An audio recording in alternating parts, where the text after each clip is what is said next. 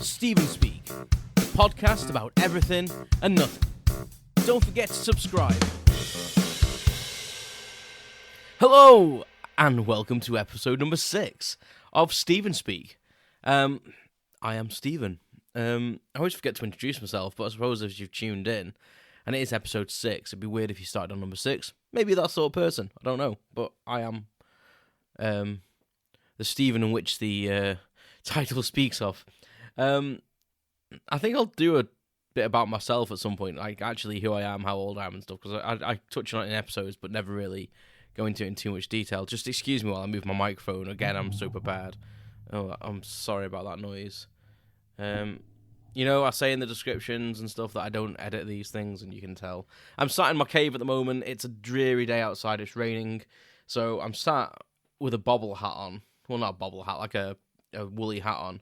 Philadelphia Eagles hat. Not because I'm cold, just because it's comforting. You know, it looks murky outside, so it always makes you feel a bit chilly, doesn't it? So, and I've got obviously some coffee on the go, some black coffee with a bit of brown sugar, the way to go. So, if you hear me slurping throughout, apologies.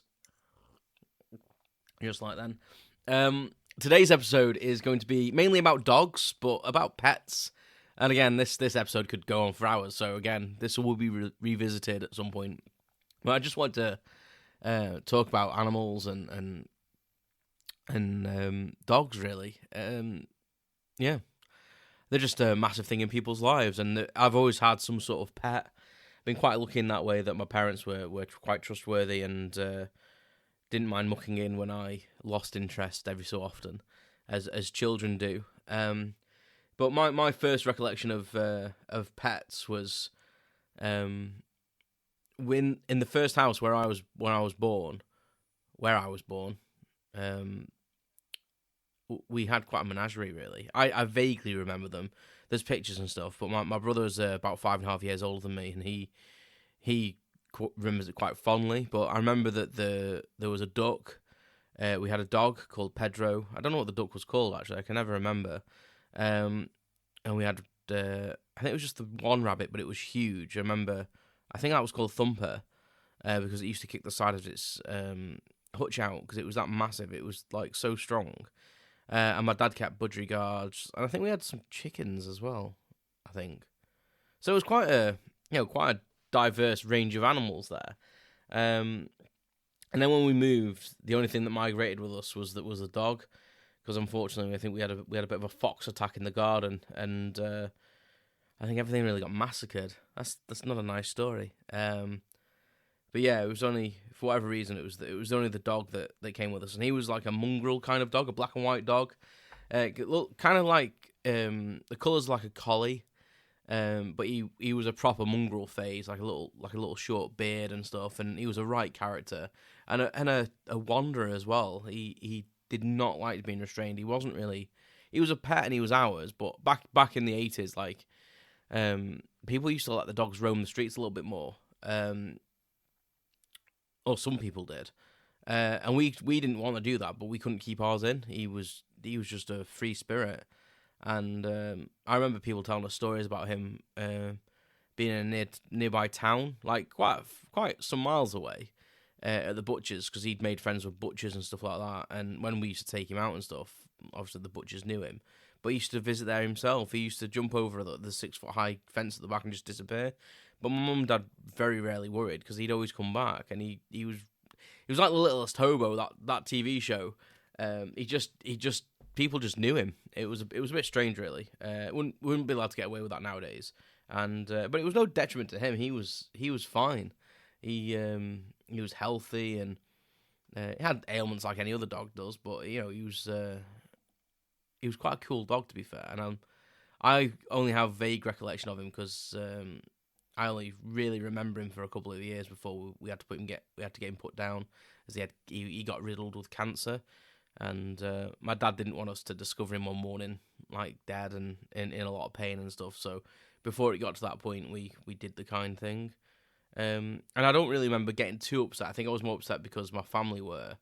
I remember being upset, but not, I don't think, fully understanding it, maybe. And my dad was like, right, we're not getting any more animals. I think he'd had his fill in some sense. My dad's always like this. But my mum, she loves having an animal around. She's very, I think she's always wanted pets and stuff like that as well. She didn't really have much when she was a child, so I think knowing the joy that they bring, I think she wanted another one really as soon as we got over the grief of Pedro. And I don't know where that name comes from neither. Pedro is an unusual name to choose for a dog.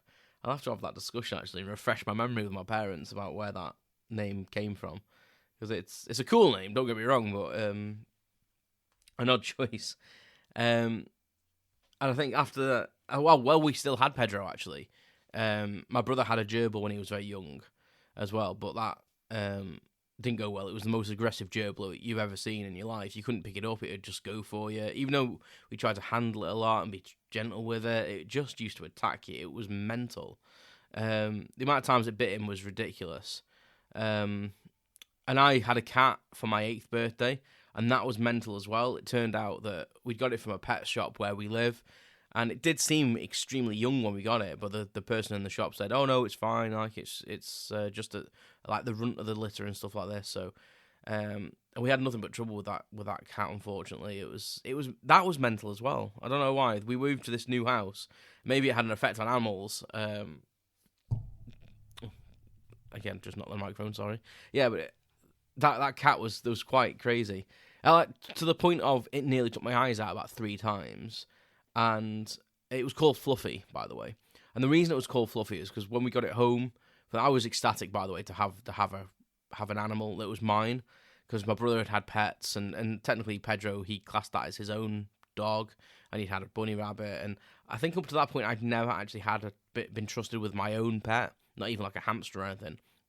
And he'd had this gerbil, and I just asked, well, I wanted piano lessons, but they got me a cat instead, because I think that was the easier, cheaper option, weirdly enough. Anyway, they went to this pet shop, and it turns out that the cat was well too young to be away from its parents, or at least its mother, at least.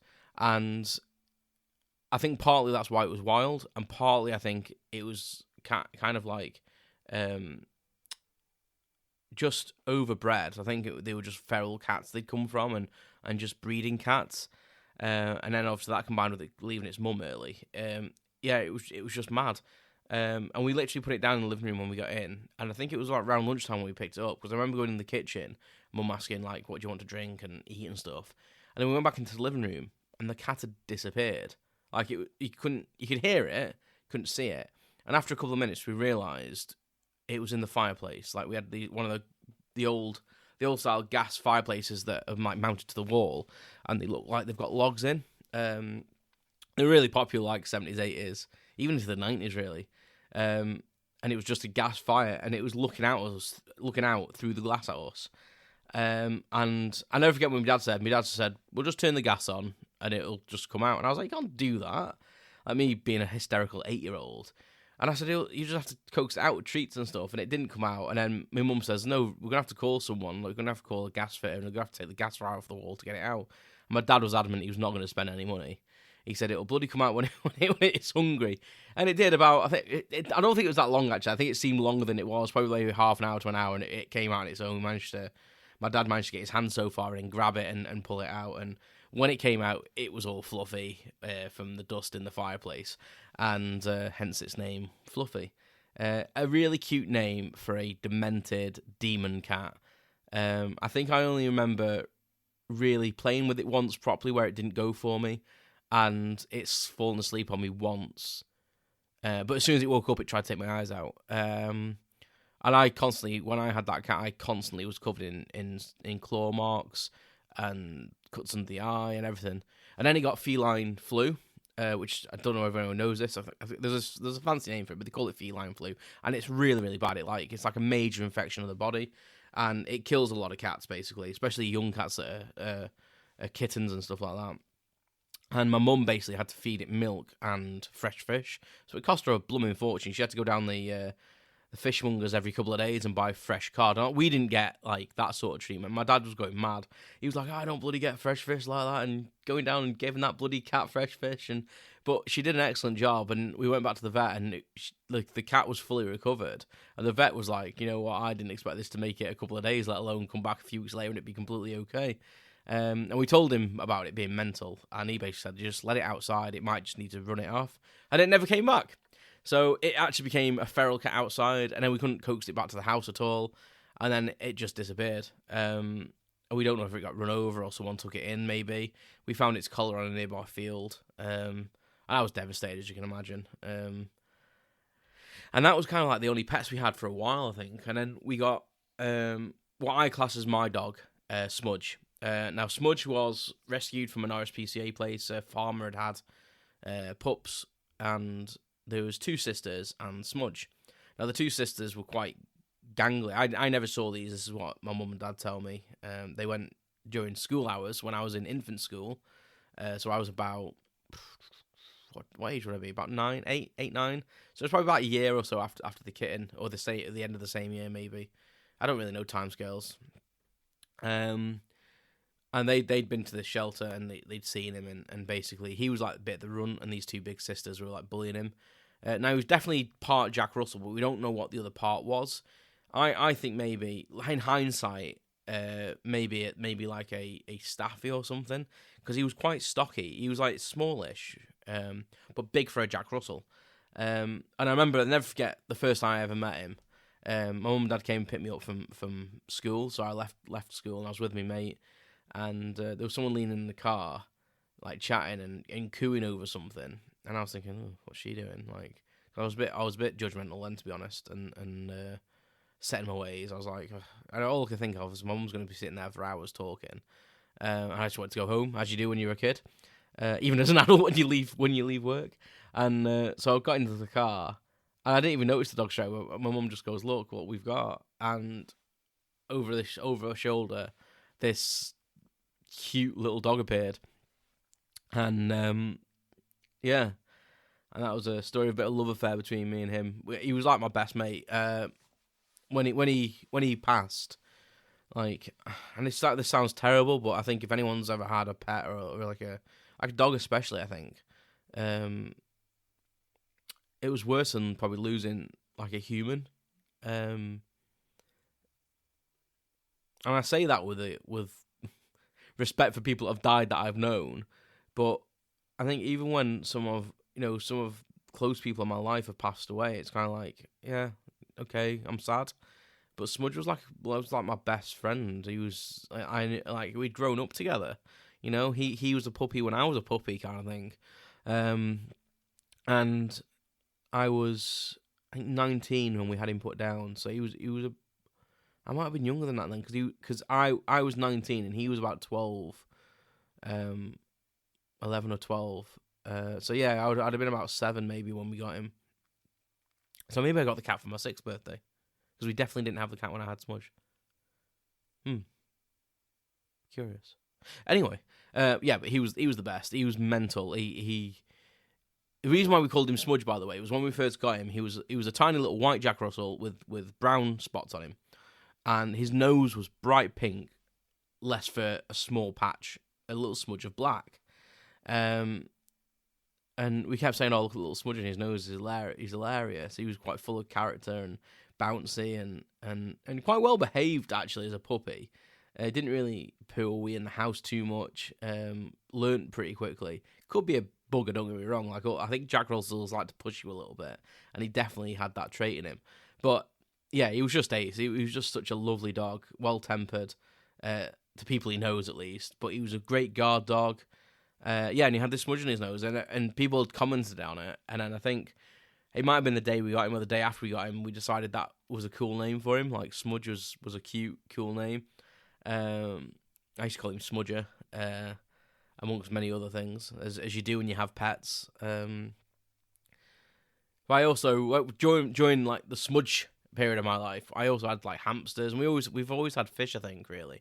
And we built 2 ponds when I was living at my family home. I call that house where we had Smudges like the main family home, because the previous one, when my brother and I was born, I don't remember too much. So the second home is my family home in my brain, and yeah, we built two ponds, and I always had my arms in the pond, finding things like great diving beetle larvae and pond skaters and whirligig beetles and different larvae like mayflies and stuff like that. I was always in there seeing what we were getting, looking for water boatmen. I was obsessed with having water boatmen in the pond, and we did eventually get some water boatmen. We always have fish, and we were quite good at breeding them as well, actually. So we sometimes had a fish tank in the house that had baby fish from the pond, and then we'd grow them a bit, and then whack them back in the pond. So we got to the point where we were kind of self-sustaining, and we didn't have to really go to the shop and buy fish. That was until a heron absolutely decimated our pond one day.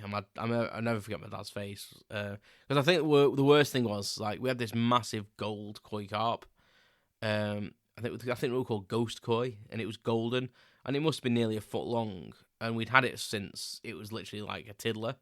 It was my dad's pride and joy. If anyone visited the house, he was like, "Oh yes, look at my koi carp," like, and I was kind of like that as well because it was bloody big, and we had a few other things, and systematically over like a few days, this heron came and just picked out the different fish, and eventually got this big koi carp, but it must have been too big for it to actually be eaten, and it just left it to die in the sun on the side of the pond. And we'd been out somewhere, and we came back, and he was furious, and he was like, "I'm gonna buy a bloody gun, I'm gonna shoot that heron and all this." And at the time, I was kind of like gutted, but then I was also like, it's a fish, we'll just buy more, or we'll just move some from the smaller pond into the big pond again and grow them again. But in hindsight, I can see where he was so pissed off. Because I think I would be. In later life, I think you realise like the monetary value of something and the effort put into something where, as a child, I think you're just like, that's really sad, but just get another one. Like, you can just put the other fish in that big pond and they'll grow just as big. It will take a while, but you know it's going to happen. And we had to make a big cover for the pond and everything, so it didn't happen again. It was great having a pond. I used to love it, but and Smudge not so much. He used to fall in it quite regularly. He'd drink out of the pond constantly. Like we'd have bowls of water everywhere in the summer for him, and he'd lie in the grass until he was damn near shriveled. And you couldn't move him. You had to drag him sometimes. Or literally, he didn't like being picked up, so you had to drag him, or you had to just usher him to his water. Or half the time, just spray water on him, so you at least knew he was cool. And he used to drink out of the pond all the time, but it was quite. He did it always in like a really precarious way, and quite regularly would just like fall in, or we'd throw his ball for him, and he'd leap headlong straight into the pond. Yeah, he wasn't the most clever dog, but he was ace. Me and him used to sit down at the bottom of the garden, and just I'd like, especially during my college phase when I was learning the guitar and stuff, trying to be cool. I'd sometimes go down there at night time and play guitar, and he'd just sit there and listen to me. And he was kind of like dogs in general are like really good agony ants because like they just love so effortlessly. They don't really care what you're saying to them as long as you're feeding them and giving them water and a bit of exercise. They'll just love you. I mean, even the exercise thing, I don't think they're that arsed about really. It's just good for them. But they'll just, as long as you're giving them a bit of love back, and that's why it really annoys me when you hear people of like abusing dogs because they're so trusting and so loving that I don't understand how anyone could be an arse to them, to be honest. But yeah, Smudge used to just sit there and I'd talk to him. I'd come in drunk. I'm going to do an episode about alcohol and growing up, and nights out and stuff, I think. But I'd come in like drunk from like nights out with my college mates, and I'd go sit down the bottom of the garden. I'd normally make myself my thing of choice was like a fold over like cheesy melted sandwich thing, as it was just quick and easy. And I'd either get another beer or sometimes I'd make a big mug of tea or just some water because I was quite sensible as a teenager. Yeah, but we'd just sit down in the garden and I'd tell him about all my exploits from that night. And if I fancied anyone and what I was doing and if I'd kissed someone or, I'd ask for his advice and of course he'd just sit there but it's kind of really nice just to not have that feedback, whereas a human being would always try and like give an opinion or you wouldn't really tell if they understood and stuff. Like it didn't matter with him or any dog really. I do that with my dog now, which we'll come to. And he'd just sit there and listen, like, and I'd sit and play my guitar, and sometimes he'd howl along with it, which was funny. Yeah, it was just it's just absolutely, a lovely dog. And yeah, I was devastated when we had to have him put down. It was really strange actually how he became ill. He had like one little blip of illness in his life when he was about 3 or 4, I think he was, and he got like a massive infection. Kind of like the cat thing again, but it was just a viral infection, but it went really bad for him, and he was in a lot of pain, and it was very traumatic to see him. Like he didn't like being picked up, and it's the only time where my dad picked him up and he didn't growl at him, and he just was like looking. He just had the look on his face of just help me, like just literally just help me. So we took him to the vet, and the vet literally gave him like 90% chance of death, really, like 10% chance of living, if that. But he made a full recovery, and he was ace. And he never really had any ailments apart from that. The only thing he had to have done is he had to have his bum squeezed every so often. These glands in his bum. He could never pop them on his own. No matter what food we had, anything, that was disgusting. Always doing the bum rub across the floor. I hate when dogs do that. It's just grim. So how he came about being put down was, it came really suddenly. Like, he's obviously getting on a bit. Like, he was like, I think 12. I think he was 12 when we put him down. But my mum and dad had gone away on holiday to Greece or somewhere and left me and my brother at home. Now, I was about... I must have been coming up to 19. Maybe I was only 19. And my brother was on his like mid-20s, as I say. He's a bit older than me. So we were okay to be left alone, so don't worry about that. And I came from work one day. My brother was working from home. Very modern for that time. And I'd pulled up on my push bike, and I was coming through the side gate, and like Smudge was looking at me, but he was like looking through me, and I was like, "You're all right, mate," and he was like wagging his tail as soon as he wasn't sure at first, and he wagged his tail when he heard my voice and smelt me, and then I came through the gate, and then I looked in his eyes, and his eyes had gone like cloudy white, and I was like, "What's going on here?" And my first thought was, "Has he gone blind?" And I thought, "No, that's ridiculous. He can't have gone blind." And then, I went into the house, and he was like staggering up the stairs, and he was like, it was as if he was like smelling his way and listening to his way, like where I was in relation to where he should be. And I said to my brother, I said, "Is everything all right with Smudge?" I said, "I think he's blind." And my brother was like, "Don't be talk fucking stupid. Like, he's not gone blind, has he?" And I was like, "No, seriously, I think he's blind." And he came outside, and we did a little test on him. And it sounds mean when I tell you this, but we weren't trying to test him. So we shut the sliding door that we had. We had like a big patio door, and then we called him, and he just walked straight into it. Like, and he wouldn't do that normally. He knew there was a door there, and then we were coaxing him down the stairs outside, and he was yelping because he was like, "I know there's a step here, but I don't know where it is." And we phoned mum and dad, like, and we're like, "We think the dog's gone blind," and they were like, "What?" And I was like, "Yeah, like his eyes are cloudy," and they said, "Well, just take him to the vet," and they left us some like emergency cash and stuff, and if you need anything, just pay it, and we'll get it sorted when we come back. So we took him down the vet, and the vet kind of confirmed, yeah, it looks like he has gone blind. I mean, mum and dad were due back in a couple of days anyway, so he says, "Right, we'll do some blood tests, we'll see what's going on," and that was it, kind of thing. So we had to like live with him for a few days like that, and it was horrible because he was always, even when he was older, he always had so much energy, and he used to have these, what we used to call funny 5 minutes, and most dogs have it, I think, where they get like so excited they just have to run, and he would just run up the stairs, down the stairs, in the living room, all the way down to the bottom of the garden. We had a massive garden, and he used to run all the way down to the garden, bottom of the garden, run back up again, and he'd do it for like 5-10 minutes, and wear himself out completely, and then lie down and go to sleep, and he didn't do any of them. He used to do that at least like once or twice a day. And he was just moping, and he was yelping, and I let him sleep with me in my bedroom because he was scared. He was scared, and it's so upsetting to think about it, to be honest, because it must be, even if you think about yourself, if you woke up one day and you were blind, I mean, that must be terrifying. But for an animal that relies on their senses, like a dog does, like that, it is petrifying. So And my mum and dad came back from holiday, and we got the results, and it turned out that he'd developed diabetes, like really, really severe diabetes. And the vet has basically said this can happen. It's probably been a slow progress over a long time, but we've not noticed. Because he says unless you test for it, there's not many symptoms. Some dogs have symptoms and some dogs don't, depending on how they are. Because he says he's been drinking more, but our dog was always very much like he would drink copious amounts in one go and then not drink for a while, then drink loads, and he'd been like that pretty much from a pup. So we were thinking, had he been like that since he was born? Maybe he'd born with diabetes, and we just never knew.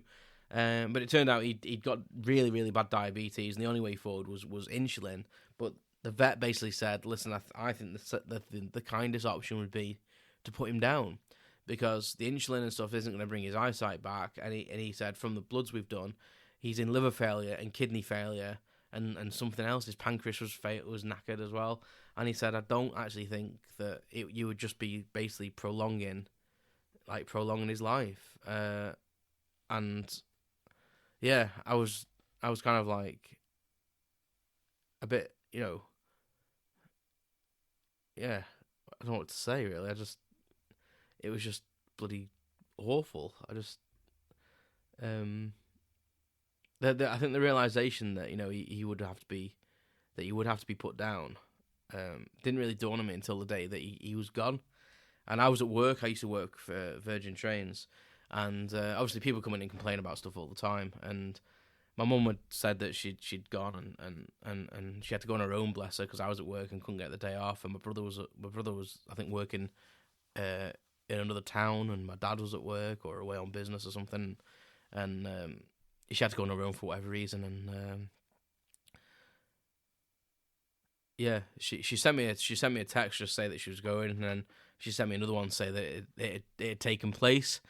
And I was devastated, and I held it in at work. I didn't want to get upset in work. I thought, I won't get upset at work because that's bad. But then this guy came in, and I was really, really good at customer service, I must admit. I think I was really good. And this guy came in, and he just said about his train being late, and lots of pointless things, like his train was like a minute and a half late or something, and he was going mad, and like, did I know how important his job was and all this, and he said, you don't know, you haven't got any of these problems. And there's something went at me, and I said, listen mate, there's bigger fucking problems in this world right now. I said, in fact, my dog's just been put down, and I'm devastated about it, and you're worried about a train that's 1 minute late, and it's not really going to affect you in the grand scheme of things, is it? But my dog's dead. But I apparently, from what one of the other station staff said, I said it a little bit more aggressively than that. And they went, go on a break, Steve. Go on a break and have a brew, which I did. And I apologised to the customer afterwards, and he said, no, I completely understand it. I was being irrational, and I hope you're all right and stuff. And we had an amicable conversation about it. But I was sad for a long time, and it still upsets me now thinking about him. We had you have a massive connection with your animals. You do. Even some of the other pets I've had, like along the way, I've had a couple of hamsters, and when they passed away, fair enough, it's not as massive as a dog, but you think, oh, the little bugger's dead, and it does get you a little bit.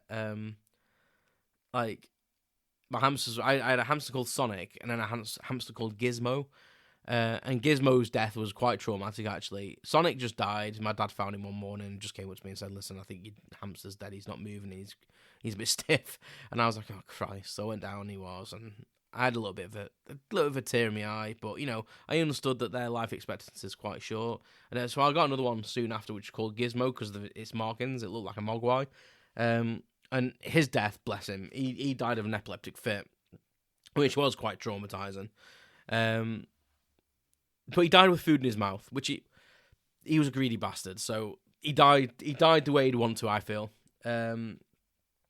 Yeah, and save fish, and I think when I moved into my own house when I was 21, my dad used to have a budgie, and he said, listen, do you want this budgie? I can't remember the reason he was getting rid of it, actually, but he said, listen, if you want it, you can have it. If not, I'll find someone else. I was like, no, I'll have a budgie, because I lived alone, and thought that might be quite nice. We had a budgie when we were kids, so that's another pet we had, a budgie called Billy. He used to imitate the phone ringing in the hallway perfectly. He even used to do the muffled sound as if the phone was ringing through the door. amazing, like scarily good, actually. Yeah, and that he was blue, but this one I had was like the yellow green kind of budgies, and he was called Ozzy or Osiris. It was his full name, because that played into my geekiness, because I could call him Ozzy as in like Ozzy Osbourne, and Osiris because of like Greek mythology. And also there was an episode of The Animatrix called The Last Flight of Osiris. So I thought, well, when he does die, I can say, well, that was the last flight of Osiris. I know, really, really sad and corny. And he was a great budgie. You know, he used to rock out to Metallica. If you put most rock songs on, he'd sit there and listen. But he put Seek and Destroy on by Metallica. He used to proper headbang. It was hilarious. Like, people wouldn't believe me until I showed them.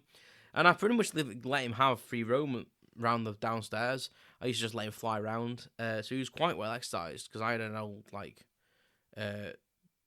terraced house, but with big high ceilings and quite largish rooms. So he used to fly from like the living room to the kitchen and back again. And sometimes I let him go upstairs as well if I was in the music room, if I know he had a couple of poos recently, because as you know, budgies just poo wherever they land. And he never really pooed on me, but he used to like nibble in my ears and then trying to get to my earrings. Yeah, but there's pets for you, and I've not even got. So I'm pretty much 30 odd minutes into this, and I've not even got to my dog now. So I think I'll save Bert, the half dachshund, half Jack Russell or Dachshund. How do I say that? Dachshund, I say. I don't care. But he's half Jack Russell. He literally has all the bravery of a Jack Russell and all the audacity and confidence of a Jack Russell, mixed in with all the silliness and tibbiness and barkiness, but scarediness of scareding, is that even a word? Scared nature of a dachshund, and it's a cracking combination. He's a lovely dog, but I think I'll share his story with us in a separate episode in the future. I didn't think I would talk about Smudge for as long, but the nostalgia got to me. Fluffy little bastards. Yeah, let us know what you feel about dogs. I just think, you know, they've been integrated in human society so long that, you know, I feel like they are like, they are just members of the family when you get one. If you get a good one, which pretty much all of them are pretty good, aren't they? Yeah. Dogs. I love them. Absolutely ace. They'll do anything for you, and they're hilarious, and they just bring so much joy to my life. Bert, as you know, he's not a smudge, but he's also just as good because he's Bert. And he has also inspired me to write a book, so I suppose I should give him some due. Yeah. Anyway, thank you very much for listening. Yeah, as I say, just let me know what you think about pets and dogs in general, and I hope you enjoyed the episode. And if you go to Instagram, you'll be able to see a little video of Bert. And I'll see if I can fish out some pictures of Smudge as well, for your viewing pleasure. So thank you very much for listening. Take care of yourselves, and we shall speak soon. You've been listening to Stephen Speak Podcast. I'd appreciate it if you hit the subscribe button.